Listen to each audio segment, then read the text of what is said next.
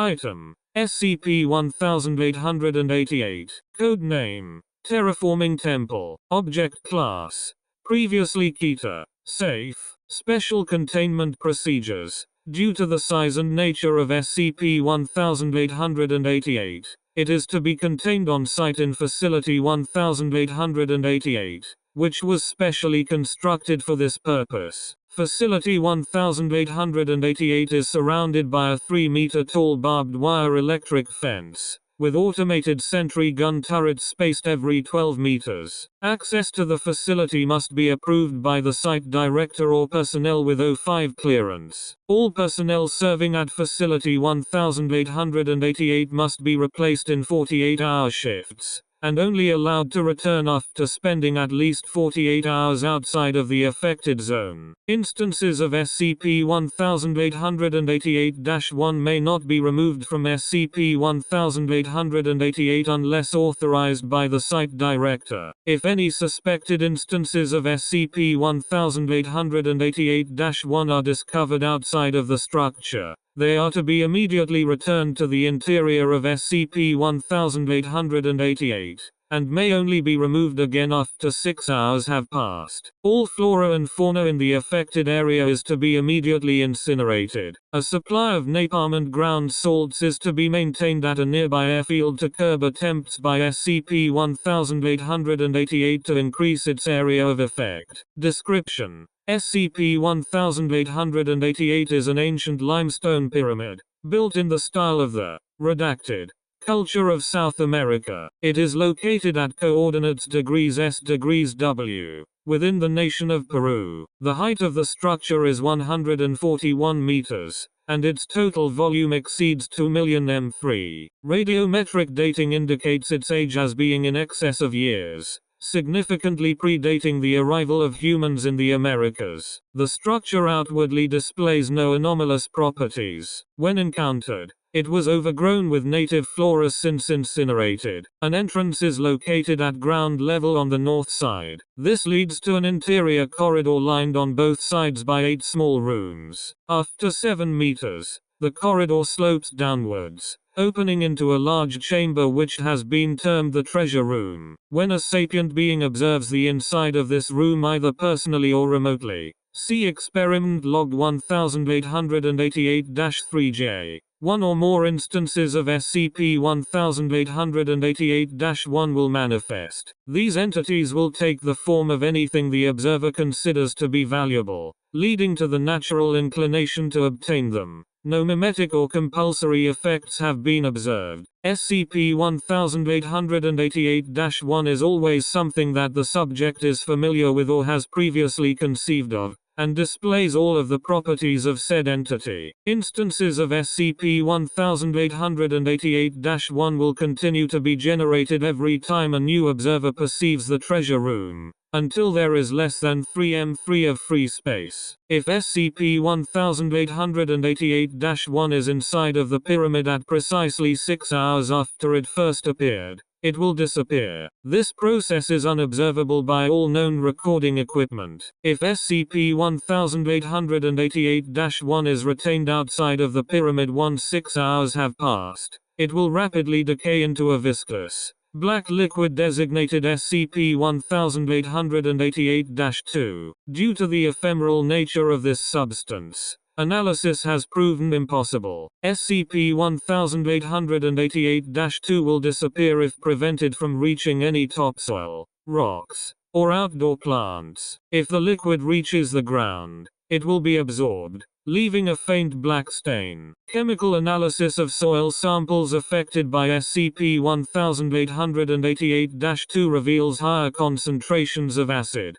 as well as data expunged. Prolonged exposure to land affected by SCP-1888-2 leads to alteration in mental state and physical mutations. Symptoms of exposure initially include heightened aggressive tendencies, degradation of reasoning abilities among higher mammals, and indifference to pain and physical injury. The higher the quantity of SCP-1888-2 the land has been exposed to, the faster and more extreme the transformation. Physical mutations observed include mundane flora developing ambulatory tendrils coated with poisonous thorns, herbivorous fauna manifesting claws and teeth characteristic of carnivores, and already carnivorous fauna displaying instances of redacted. Mutated organisms will generally not attack each other, and have shown evidence of cooperation and a type of group intelligence in order to efficiently eliminate intruders. When first discovered,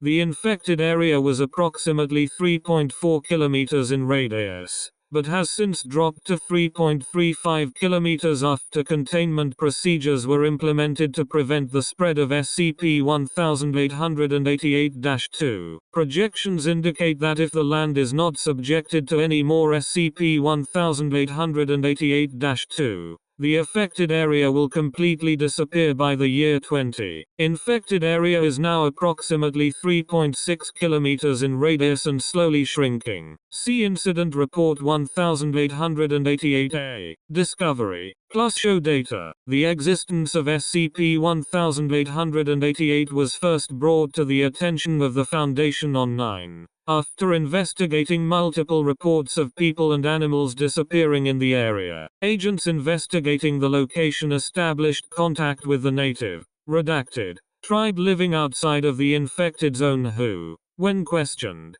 constantly used an unknown word to describe the phenomenon, which has been romanized as Ichthyiga. Ichthyeeyayg.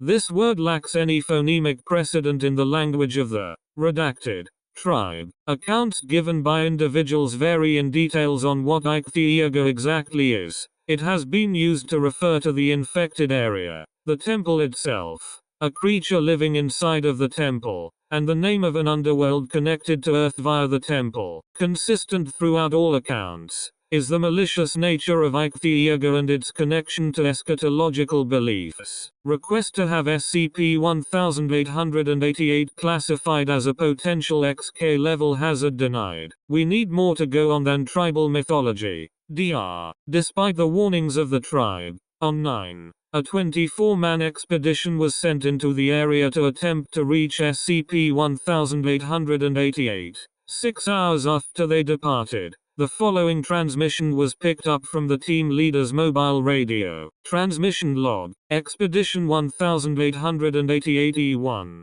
This is agent requesting immediate extraction. You've got to get us out of here, now. 1888E2. Calm down. Please report the status of your team. Expedition 1888E1. Calm down, they are all fucking dead. You bastards sent us in here with no weapons beyond machetes. We never stood a chance. They are coming for me. I know they are coming for me. You've got to get me out of here right now. 1888E2. We cannot extract you unless we know your current position. Please try to remain calm and deliver a succinct report of your situation. Expedition 1888E1. Remain calm? Easy for you to fucking say. We just got sound of stressed breathing. Okay. Let me just. I'm in a shallow cave. I was lucky to find it. It's provided a bit of shelter from them. 1888E2. Them? Expedition 1888E1. The creatures? No. More like the entire ecosystem just attacked us without warning. Even the fucking plants. It was like they were waiting for us to get far enough inside so we couldn't escape. They weren't normal. The god and his body turned into. I don't know how to describe it. It was horrific.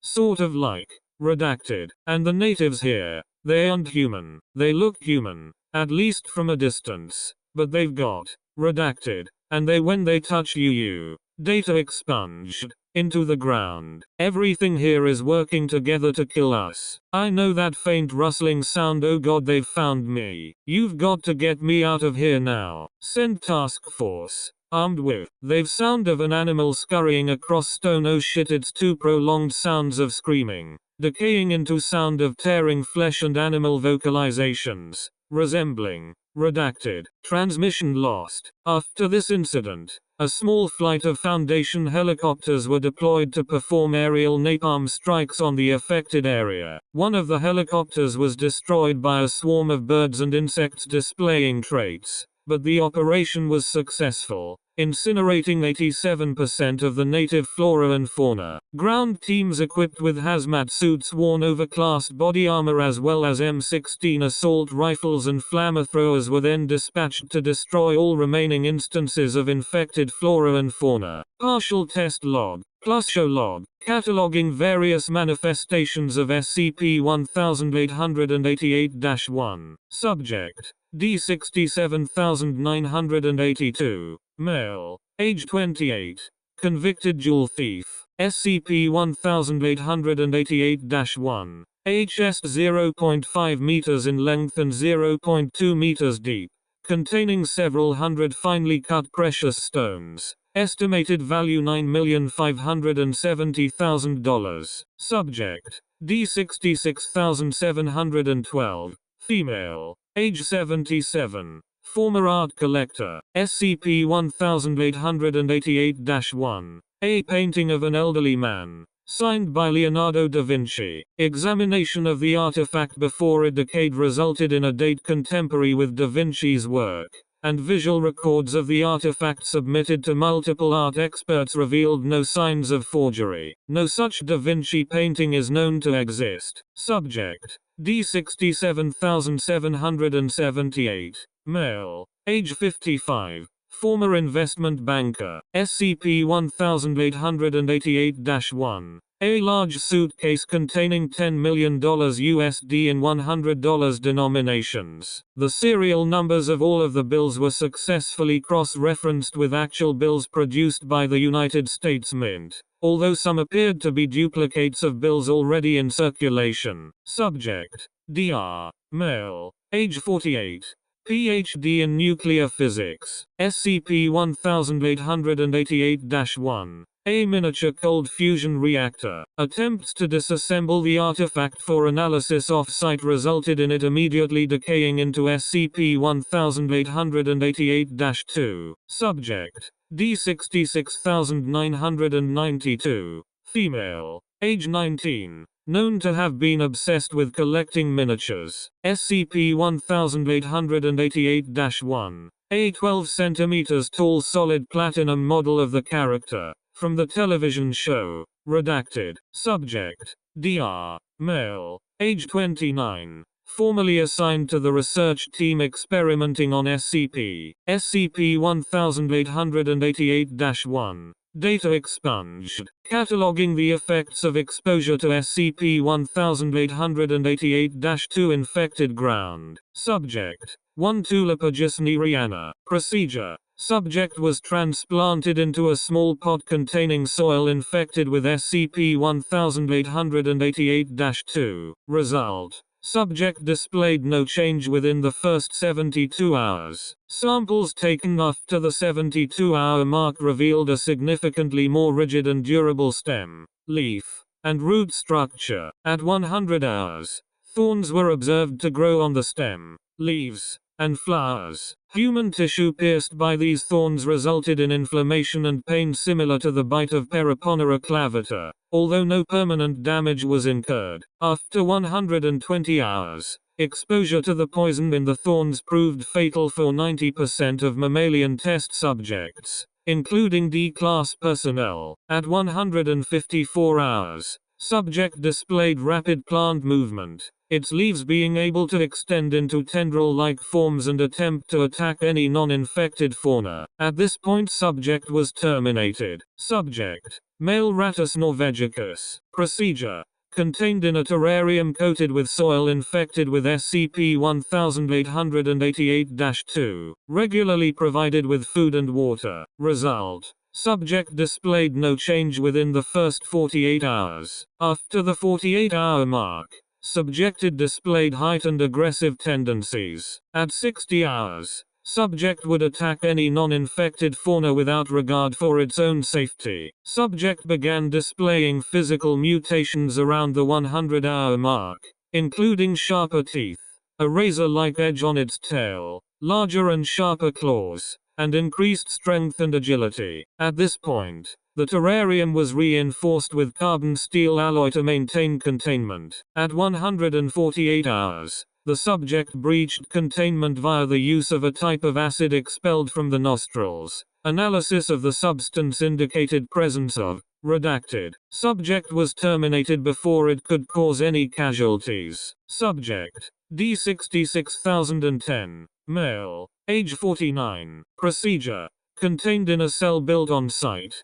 with the floor coated in soil infected with SCP-1888-2, regularly provided with food and water. Result: effects were similar to the previous test. At the 58-hour mark, subject lost the ability to communicate verbally, along with seemingly all higher reasoning abilities. Mutations observed at the 100-hour mark include a hardened carapace protecting vulnerable areas of the body, finger and toenails developing into sharp talons, and despite enhanced security measure, subject breached containment at 161 hours, causing 7 casualties before being terminated by assault rifle. Subject managed to survive 956 rounds before dying. Subject caused 1 additional casualty after its death. Note: contact with bodily fluids of mutated individuals, even after death, is strongly discouraged. Incident Report 1888A plus Show Report on 0. Tests using ground-penetrating radar revealed several subterranean chambers near the main structure of SCP-1888. Permission to excavate one of the chambers was given by Dr. the former head researcher at the site. Upon penetration of the chamber at 1:12 a.m. on 0, a local class event was registered, leading to the immediate deaths of all on-site personnel. Effects of the event continued to spread, and, redacted, was observed as far as 10.3 kilometers away from the pyramid. 05 authorized the use of emergency procedure Agni Delta, deployment of megaton salted thermonuclear device, but before the procedure could be carried out, the event abruptly ceased. The infected zone around SCP-1888 had expanded as a result, though,